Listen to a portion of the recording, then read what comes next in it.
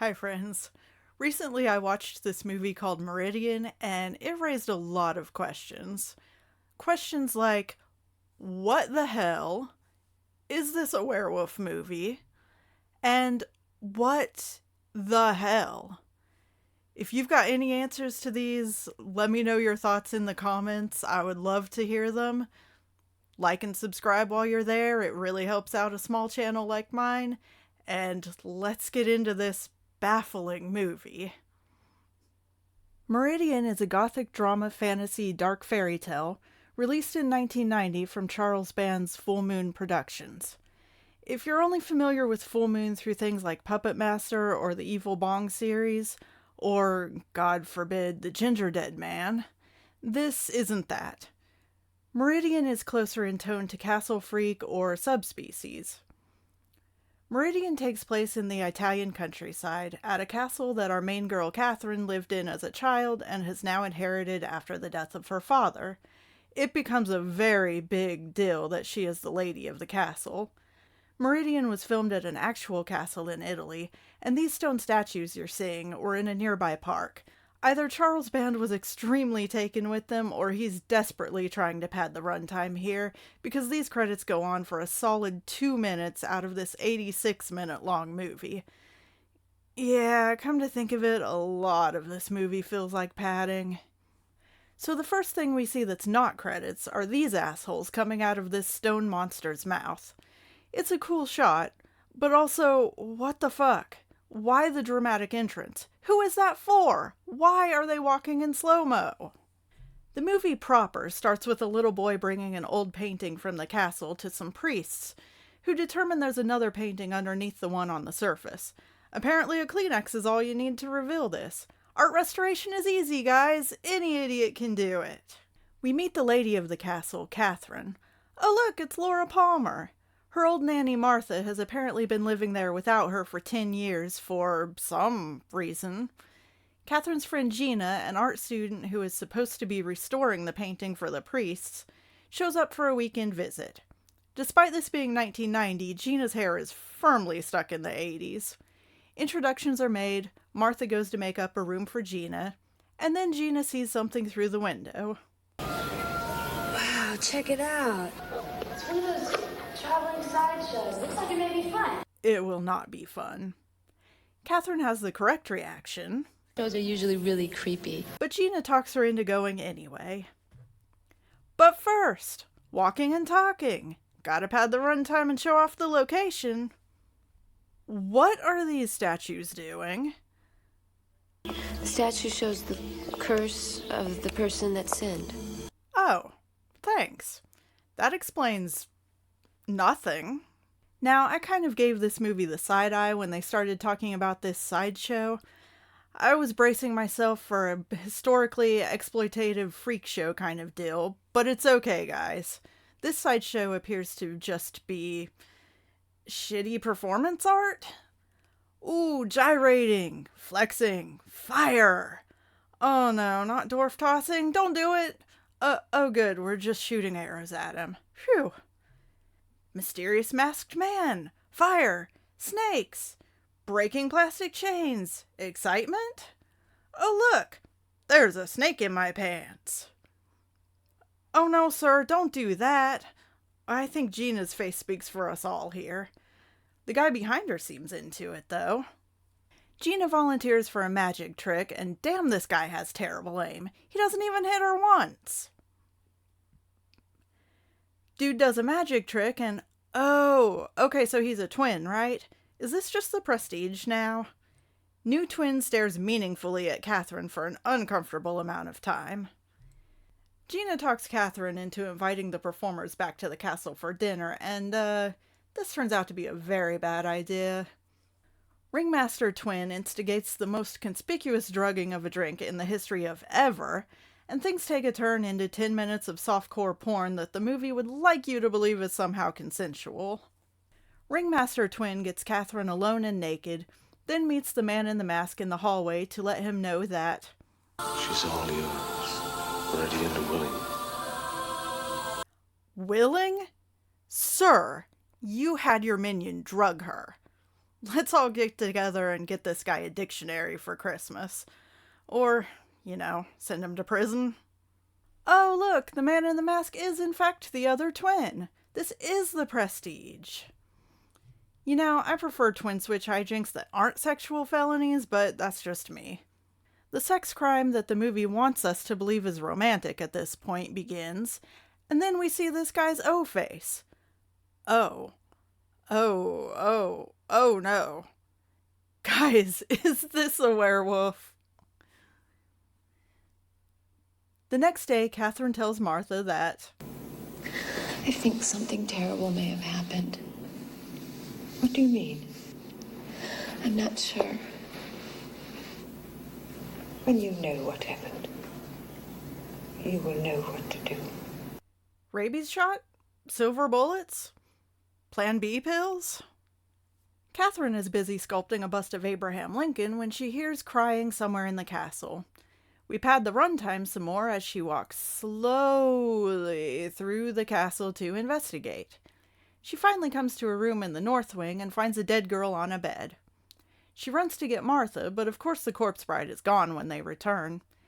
We suddenly find out more than a third of the way into the movie that Catherine has a history of seeing ghosts. Meanwhile, Gina is restoring the painting from the castle, and Charles' band is padding the runtime some more. Guys, is this all it takes to restore art? Maybe I should look into switching careers. Surprise! There's a painting of the castle underneath. Who would have guessed? Elsewhere, the sex crime twins are expositing for us. Werewolf Twin is under a curse that can only be broken by Catherine killing him. Werewolf Twin is sure Catherine is the one, and Ringmaster Twin is unhappy about it.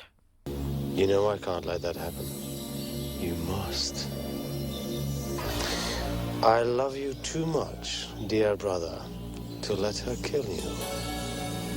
You mean, Lawrence, you hate me too much. That too. Catherine's Abraham Lincoln sculpture has now turned into Dr. Chilton from The Silence of the Lambs for some reason. She hears Ghost crying again and follows it to a bedroom where a cartoon ghost has appeared beside a portal to hell. That's probably totally normal in centuries-old castles, right? The, werewolf comes out of the portal to lay the dead girl on the bed as Catherine and the cartoon sheet ghost look on in horror. They disappear and Catherine passes out. Martha bribes Catherine into eating in exchange for explaining just what the hell is going on around here. Basically, the ghost girl is Catherine's aunt, who was stalked and killed by one of the sex crime twins when she was 15. Yikes. Somehow the carnival is tied to the castle, and as the lady of the castle, there are certain responsibilities Catherine has to choose whether or not to take on. Oh, okay, Martha, that explained nothing. Gina is still delicately restoring the painting by vigorously rubbing it with an old washcloth or something, and oh my god, is that a werewolf with a crossbow? I must have this painting. Not to be outdone in the art department, Catherine is still hard at work on her sculpture. I guess it's supposed to look like one of the twins now, but it reminds me of someone else I can't quite put my finger on. Let me know in the comments who this reminds you of. Catherine goes wandering through the castle again and comes across one of the twins, who we quickly realize is Ringmaster Twin. Ringmaster Twin backhands the shit out of Catherine, ties her to the bed, and attempts to reaffirm why I have nicknamed them the sex crime twins, but then Werewolf Twin shows up to save the day. Yay? Oh my god, why does he look like a cross between Odo from Deep Space Nine and the Showbiz Pizza Bear? Guys, is this a werewolf? So, for some reason, Werewolf Twin doesn't kill his piece of shit brother and allows him to run away like a little bitch. Catherine has the correct reaction to almost being raped by one twin, then waking up to a werewolf leering at her. But it's okay. He just wants to help. See? He's helping. They stare at each other for a while. Then he seems to remember he left the oven on in the hell portal. Okay, bye. Thanks for saving me. Oh look, Gina's still restoring the painting with a dry paintbrush and brawny paper towels. Kath. This week on Jumping to Conclusions, I really feel like I should run a caption contest here. Painting guy is all, beholdeth mine dick. beholdeth mine dicketh is... Guys, I don't know. Is this how old-timey perverts talk? Now, Werewolf Twin is trying to unalive himself while his brother mocks him. Ah, sibling rivalry. It's confirmed that only someone who loves him can kill Werewolf Twin. Thanks for the repetitive runtime padding exposition, guys. Now it's Werewolf Twin's turn to exposit to Catherine. Yes, I killed him over 400 years ago. Damn, he doesn't look a day over 399. He goes on to tell her that he's cursed to turn into the beast whenever he loves. Considering what was going on the first time we saw him turn, I guess he really loves drugging and assaulting women. She thinks he came here to kill her, but no, he came here so she can kill him and end the curse. He insists, she refuses, runtime is padded. We get a transformation scene that will never rival American Werewolf in London or The Howling, but hey, at least it's a lot shorter than those. There's a lot of soulful staring at each other, and then Werewolf Twin lumbers off into the hell portal like Bigfoot returning to the forest. Catherine goes to confession, and then finds out Martha has been a ghost all this time. Signorina, the Englishwoman has been dead for 6 months. Catherine goes home, and Martha confirms that yes, she is indeed a ghost. Martha says that she and Catherine's father were only trying to protect her by not letting her see the painting and keeping her in the dark about rape werewolves. Yep, you did a bang-up job on that one. Catherine wants to leave the castle because she's frightened. Of rapists? Of werewolves? Of being murdered by rapists and werewolves? Nope. I love him.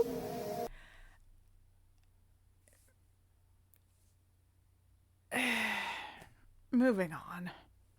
Gina's art restoration is really coming along. Now there's a werewolf in the bushes with a crossbow who just wants to stop puffy pirate shirt Jerry Seinfeld from hitting on that teenage girl. Gina also decides she must do something about this. At the castle, Catherine has decided to play dress up and go into the hell portal, as you do. The movie pads the runtime even more by showing us her descent in real time. Hell is apparently a series of spiral staircases, which I must admit comes as a bit of a surprise. She sees a vision of one of the twins killing the ghost girl, and then Werewolf Twin shows up to explain things. It was Lawrence, Ringmaster Twin, who killed the girl, not Werewolf Twin, whose name is Oliver. Wait, are we only just now learning Werewolf Twin's name? With less than 15 minutes left in the movie? What the hell? Oliver tells Catherine that Lawrence killed Ghost Girl because he didn't want her to break the curse, and then goes on to explain the curse. TLDR version is, 400 years ago there was a woman that both brothers fell in love with. She loved Oliver, Lawrence tried to kidnap her, she was killed by one of the twins, and the father, who was a wizard, put a curse on Oliver, thinking he was the one who killed her. To break the curse, the lady of the castle must kill him, but she must also love him. Man, those are some really specific stipulations to a curse. Catherine confirms that she does love Oliver, fuck knows why, and... Yes, you are the one. So you must die. I'm not Oliver. No. But I do act the part rather well, don't I? Whoops. Twin switch hijinks. Lawrence drags Catherine away to the scene from the painting. Hey, werewolf with a crossbow! Gina shows up to see how close her restoration got to the real thing. Hey, this asshole thinks he's Indiana Jones.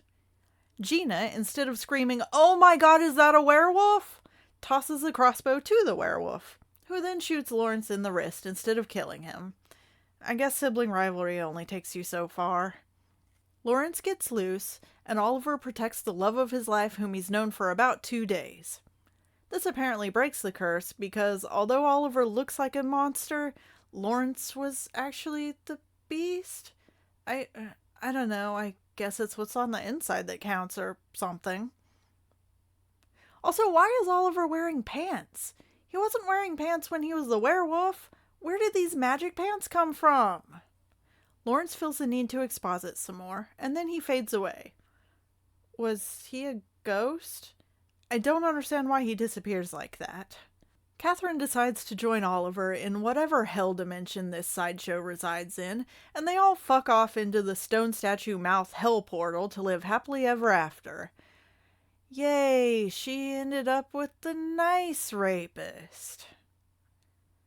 Hey, we're walking in slow-mo again. Let's pad the runtime. So I find Meridian both interesting and infuriating. It's nice to look at. The castle and the stone statue garden are gorgeous locations. It's clearly trying to be some sort of modern Gothic dark fairy tale version of Beauty and the Beast, which is an idea I can appreciate. However, I despise the movie trying to romanticize and eroticize sexual assault. If it weren't for that element, we could just laugh at the movie doing the thing that movies do, where people fall in love after a matter of a few days. But with that element, it makes the love story incredibly gross and impossible to get behind. Moving on from that, I'm left with so many unanswered questions. One of them, of course, being, is this a werewolf movie? Which I guess the answer technically is no. The phases of the moon have nothing to do with Oliver turning, and they never call him a werewolf. An American Werewolf in London references this lore that the monster can only be killed by someone who loves him, but as far as I can tell, this isn't part of any known werewolf lore. I think John Landis just kind of made it up, even though An American Werewolf references getting that idea from 1941's The Wolfman. I don't think that's in that movie either. Okay, so maybe Meridian isn't technically a werewolf movie, but interestingly, the beast suit used here was reportedly repurposed and reused for Gary Oldman's wolf transformation in Francis Ford Coppola's Dracula. Guys, is Meridian a vampire movie? If you've stuck with me this far, thank you so much. I appreciate the hell out of you. I'm not sure we've really answered any questions here today, but it was fun just to ask them. I'd love to know your thoughts, so go ahead and leave a comment. While you're there, like and subscribe. It really helps out a small channel like mine. Thanks for watching. Have a great day, and don't invite any sketchy sideshow performers over for dinner.